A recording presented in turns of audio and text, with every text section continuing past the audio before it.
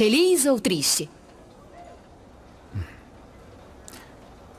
Triste.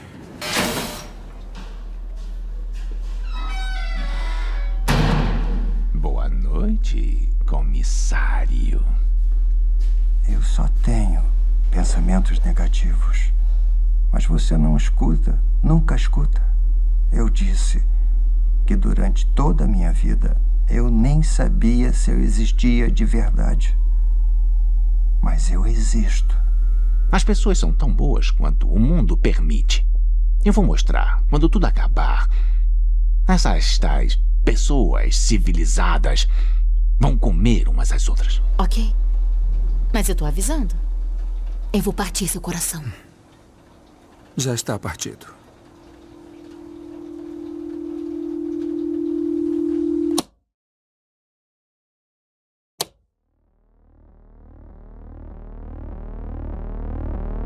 Humanizar e protagonizar personagens antagônicos é uma coisa cada vez mais comum dentro da literatura e da mídia moderna. A personificação da própria figura mitológica do diabo é em si o maior exemplo disso, visto em séries como Lucifer, onde a figura ajuda uma detetive enquanto tenta reivindicar seu status de anjo. Seu propósito como série é uma inversão de valores, provocando ambiguidade de sentimentos em quem assiste. Apesar de ser um exemplo extremo, afinal se trata de uma literal figura religiosa sendo personificada e protagonizada, podemos encontrar a mesma situação em séries como Narcos, romantizando a figura de Pablo Escobar, um dos maiores criminosos da América Latina.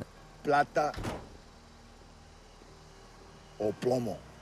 La Casa de Papel também segue a mesma premissa, apresentando bandidos como protagonistas. E por mais que tais mídias não tenham como primeira intenção te fazer sentir afeição por personagens macabros, às vezes sua mera performance em cena é mais do que o suficiente para torná-lo uma figura emblemática. He said, I can smell your cunt. I see. I myself cannot. Essa humanização de vilões acaba causando uma identificação por parte do público, que por sua vez racionaliza aquela figura como um ídolo, fazendo a sua personalidade transpassar a mídia e ser manifestada no mundo real. Porém, nem tudo são espinhos. O fato é que tentar enxergar o mundo por trás da ótica de um arquétipo defeituoso também nos ajuda a encontrar respostas às nossas dúvidas sobre a realidade. Um exemplo recente de simpatia por um vilão é o personagem Thomas Shelby na série Peaky Blinders. By order of the Peaky Blinders. Assassino, corrupto, estrategista e cigano. Sem caráter, Thomas Shelby age por qualquer meio para conseguir o que quer, sempre saindo ileso de tudo. O personagem conquistou o público com seu charme e inteligência, a ponto de se tornar um símbolo dentro da cultura popular, até hoje, e imortalizado como uma personalidade a ser imitada, em alguns pontos. Isso também se aplica a figuras como Darth Vader, Hannibal Lecter. Eles quase nunca fazem a coisa certa, mas são idolatrados e amados pelo público. O principal motivo pelo qual os telespectadores acabam se afeiçoando por personagens assim é por conta da identificação que sentem ao observarem o personagem. Não necessariamente é uma identificação completa, mas sim parcial. Isso faz o público se pegar pensando se os valores aprendidos durante a sua vida e sua noção humana de certo e errado estavam mesmo certos, a princípio. Uma dúvida com relação a seu caráter e valores é levantada de forma sutil e talvez imperceptível. A inversão de valores vira um caos, onde não se sabe o que é certo ou errado, positivo ou negativo, moral ou imoral. Assim, as pessoas questionam. Cria-se uma impressão de que o mundo está contrário e confuso, de que nada faz sentido. Killing must feel good to God too. He does it all the time. And are we not created in his image? E se o modernismo estiver realmente certo, então Deus está morto e não temos um poder superior para responder às respostas metafísicas que ainda atormentam a humanidade. O propósito desse vídeo é entendermos essa nova tendência de humanizar figuras de caráter duvidoso. Iremos traçar uma linha histórica que nos faça entender como viemos parar aqui. Depois iremos refletir como sentir empatia por personagens contrários às virtudes pré-estabelecidas podem acabar mudando nossa opinião artística, política e até religiosa. Logo depois, veremos o oposto, onde na verdade existe um lado positivo de se expandir a própria perspectiva de certo e errado. Para eles, você é só um louco. Que nem eu. Por fim, darei minha opinião e a moral da história. Então, vamos começar com o primeiro ponto. Humans think and scheme and betray to understand why they all must die. Vilões são criados pela sociedade, mas isso depende de um contexto. O Conde Drácula de Bram Stoker representava medos dos vitorianos, e isso os fazia reavaliar desde suas crenças na ciência até o papel da família. I think I might like you. O medo do sexo foi intensificado pela chegada de Drácula, que desafiava os tabus da época. Por meio de suas noivas, Drácula ridicularizava o casamento tradicional. A mordida do vampiro até hoje é comentada como um ato pervertido e sexual por um motivo. Na época em que Drácula foi publicado, a ciência e a medicina finalmente estavam transformando a sociedade, marginalizando todo tipo de magia e superstição. Porém, Drácula forçava os vitorianos com o sobrenatural. Transilvânia, descrita como um centro de superstições, simboliza o passado medieval ameaçando o mundo moderno. Os personagens como Van Helsing combinam ciência com métodos supersticiosos para combater Drácula, mostrando que a racionalidade do século XIX não é suficiente contra o vampiro. E talvez uma das mais interessantes características de Drácula é do vilão tentar colonizar os vitorianos. Sua estratégia para dominar o povo inglês era simples: comprar propriedades e se adaptar à cultura local, como se fosse um espião treinado para infiltrar-se. Era a colonização reversa. Drácula, representando um mundo primitivo, ameaça a era moderna ao se estabelecer na Inglaterra, refletindo as ansiedades sobre a queda do Império Britânico. Drácula, um dos primeiros vilões modernos, simboliza o medo do desconhecido que persiste na sociedade moderna, um verdadeiro vilão. Mas a representação de vilões mudou drasticamente desde o final do século XIX. Vilões modernos não são necessariamente punidos e são apresentados como figuras com as quais podemos nos identificar ou pelo menos sentir empatia. E tudo começou depois da primeira bomba atômica. A Primeira Guerra Mundial mostrou que o Armagedon era possível e que os humanos podiam transformar um continente em um campo de batalha. A Segunda Guerra Mundial, com as bombas atômicas em Hiroshima e Nagasaki, provou que a humanidade havia adquirido o poder de extinguir toda a vida na Terra. Ou seja, não é preciso Deus para destruir o mundo. Daí surge o movimento pós-moderno, com a ideia de que toda a nossa vida pode ser extinta por nós mesmos. Sendo assim, já não basta mais criar grandes heróis com grandes virtudes. Até mesmo os heróis mais trágicos não seriam suficientes para iluminar os aspectos sombrios da humanidade. A arte precisava de um novo tipo de personagem para representar sua própria complexidade. O que era o antigo vilão se tornou o novo vilão. E eu pensei que minhas piadas eram ruins. O novo vilão é um personagem complexo, com maneiras e algumas qualidades interessantes. Ele ensina através da dor e do medo, e mesmo quando derrotado, muda o herói. Embora os vilões sempre tenham existido para testar o herói, o vilão moderno prova que o herói não é perfeito. O herói é igualmente falho e sombrio. O novo vilão é uma resposta à perda de Deus. Os heróis modernos são falhos e andam na linha tênue entre a virtude e a escuridão. Da mesma forma, o vilão moderno é mais do que apenas mau e antagonista. Ele é carismático e encantador, ensina lições difíceis e é feito para ser simpático. Coringa é a figura que questiona o herói, Batman. O que difere um homem com fantasia de morcego e um criminoso fantasiado de palhaço? Seu papel é provar que basta ter um dia ruim para você ficar louco. Em The Killing Joke, ele é comparado ao Batman, refletindo a relação entre os Estados Unidos e a Rússia, questionando o que separa um herói de um vilão. Vilões modernos nos ajudam a lidar com esses problemas, oferecendo uma maneira de examinar questões que os heróis, por serem bons, não podem responder. Mas, por mais que você diga que isso é apenas um artifício da dualidade, você ficaria surpreso em descobrir que tal conceito é relativamente novo. A obra de Joseph Campbell, especialmente O Herói de Mil Faces, é provavelmente um dos melhores estudos sobre heróis.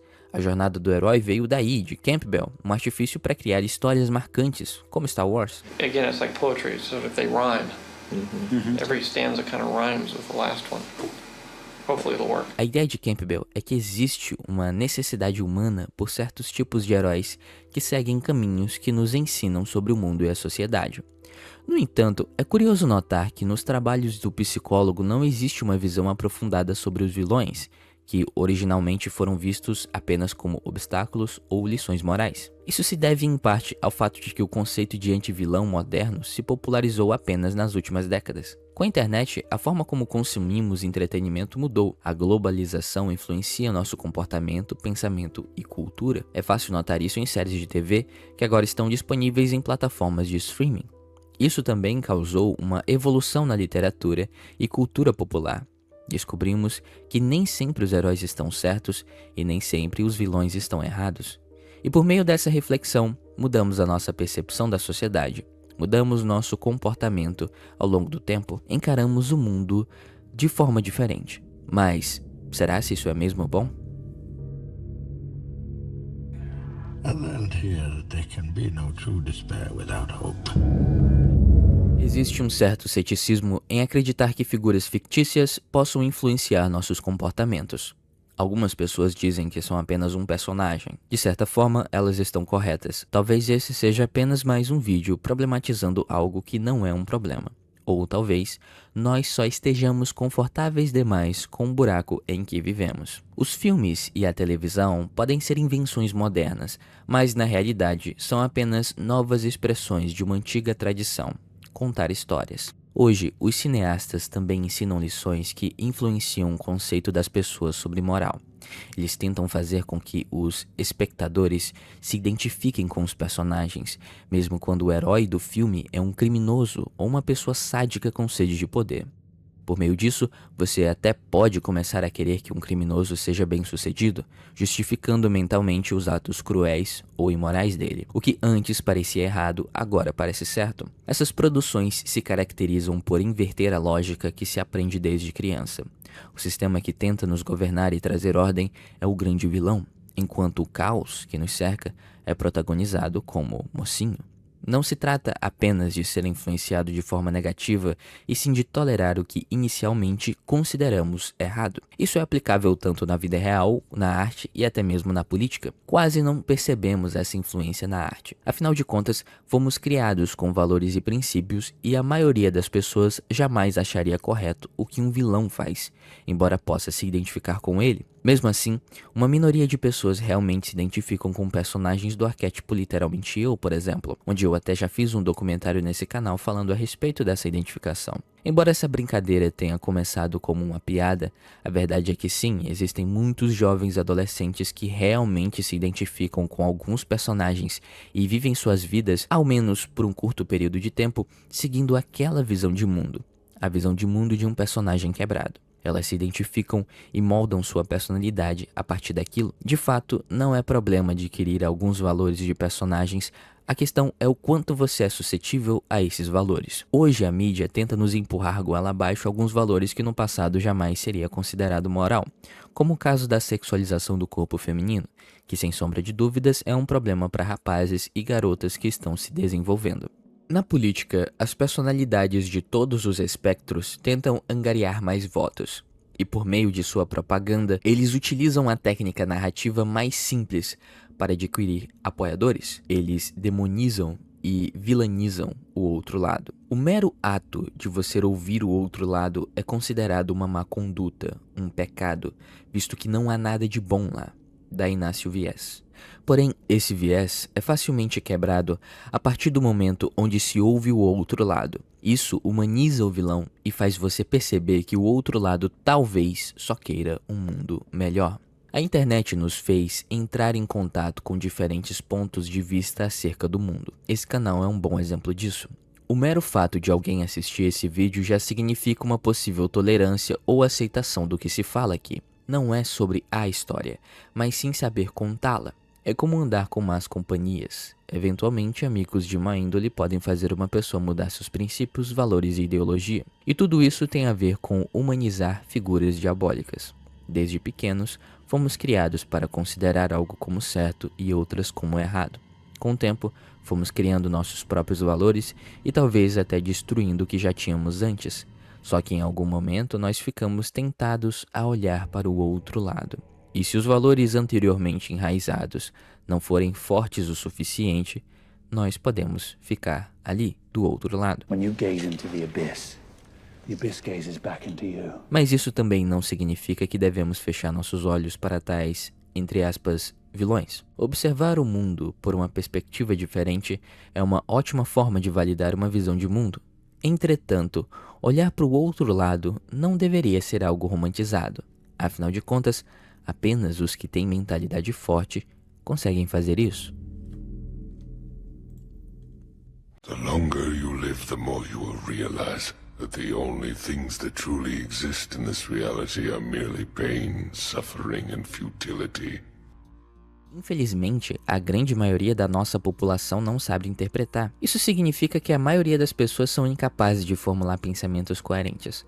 É quando a pessoa até consegue ler um texto, porém ela confunde a ideia do autor com aquilo que ela pensa que o autor está dizendo. A pessoa tem um pensamento sobre determinado tema, e ela faz uma mistura de ideias sobre o que está sendo lido e o que ela pensava sobre o assunto. Assim, ela não entende o que o autor quer dizer. Às vezes isso acontece por conta de um forte preconceito para com o autor. Mas o que isso tem a ver com o vídeo? Pegamos o filme Tropa de Elite como exemplo. Esse filme com toda certeza apresenta uma grande ambiguidade. Enquanto o diretor e algumas pessoas defendem a ideia de que o Capitão Nascimento é apenas uma retratação fascista, Dá um geral nesse armário. Outras pessoas dizem que o Capitão Nascimento é o avatar do policial brasileiro, que enfrenta dificuldades diariamente e é guerreiro. Pra você não falar comigo. Eu disse pra você calar a sua boca e não falar comigo antes de porra de você. Esse filme ainda é uma ótima fonte de estudos até os dias de hoje. Afinal, embora o filme tenha sido feito com o intuito de apresentar o sistema policial que temos hoje como falho, ele acaba servindo como forma de idolatrar a polícia para outros. A questão é, você consegue observar os dois lados? Um de vocês é o caralho! Quem matou esse cara aqui foi você! Seu fiado!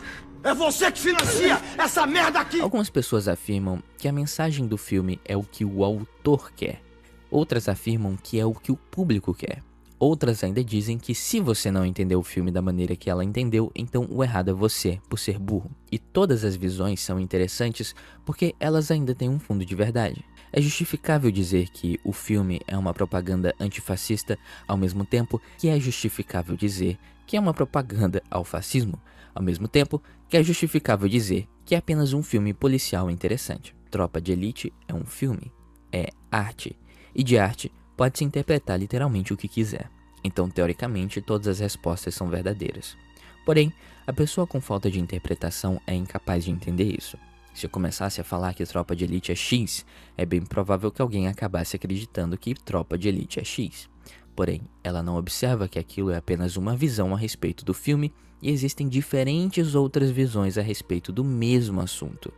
A minha visão X pode não ser a verdadeira.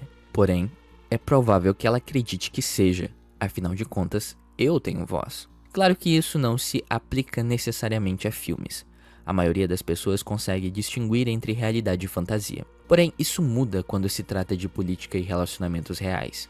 Algumas pessoas podem fazer você mudar de opinião simplesmente por meio da narrativa.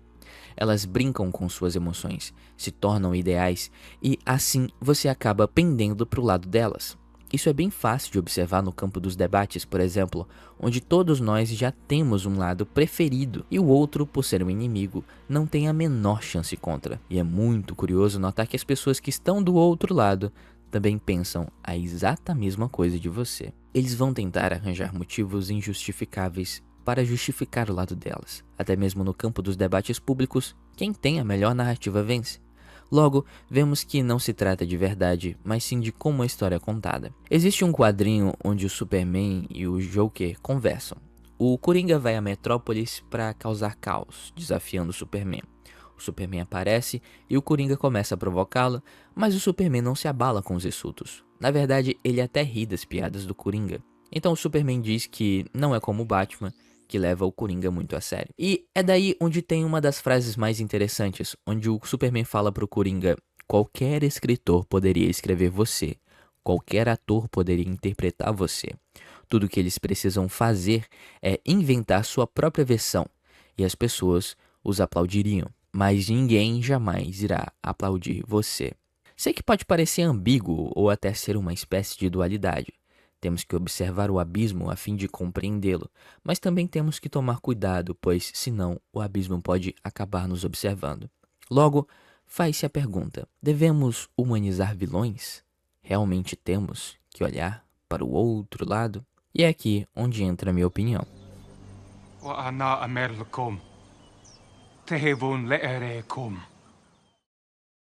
Olha, o resumo desse vídeo é que eu queria falar a respeito da importância de observar diferentes pontos de vista e como isso se aplica tanto à arte quanto à política e à vida cotidiana. Então era mais ou menos uma alusão ao meu canal como um todo. Uma coisa que eu noto é que as pessoas elas questionam e atribuem um viés ao meu canal. Eu me esforço para manter uma perspectiva equilibrada e sem inclinações específicas, embora isso nem sempre seja possível, porque, de qualquer forma, eu sempre tento trazer para vocês uma perspectiva que beneficia vocês e não prejudica. Então, eu posso dizer que o objetivo aqui é oferecer uma base, não uma verdade absoluta, mas fazer vocês refletirem e enxergarem diferentes pontos de vista. Eu acredito que todos os pontos de vista têm alguma verdade. E é essencial a gente sair da nossa própria bolha para tentar entender melhor o mundo e outras pessoas, enxergar o mundo por meio da ótica de outras pessoas.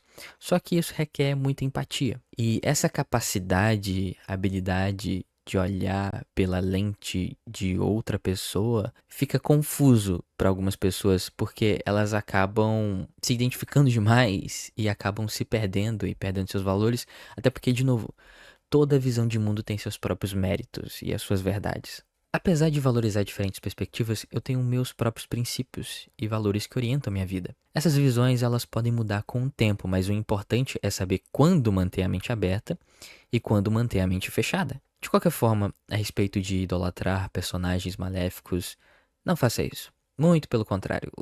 O errado é errado, independente de estar certo. O ponto é que eu gostaria que vocês considerassem a ideia de tentar observar o mundo por múltiplas perspectivas para ter uma visão mais completa e empática a respeito das coisas. A moral do vídeo é que não existem vilões ou figuras diabólicas.